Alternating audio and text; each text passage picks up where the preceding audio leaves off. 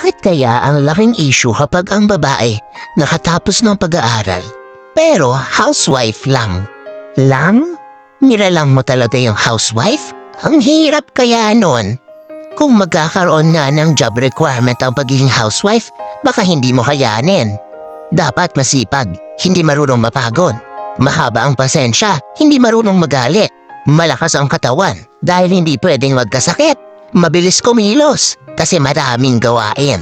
Matalino dahil may mga problemang dapat solusyonan. Marunong magkarpentero para hindi umasa sa asawa. Matibay ang damdamin. Nagpapatuloy sa buhay kahit nasasaktan. Malakas ang loob, kayang kaharapin ang anumang uri ng pagsubok. Maunawain, mapagbigay, matulungin, mapaggalina, mapagmahal, magaling mag-budget. Kung iisa-isahin natin ang lahat ng dapat taglayin ng isang babaeng asawa, hindi tayo matatapos sa reels na to. Dakilang bagay ang pagiging may bahay, hindi dapat maliitin.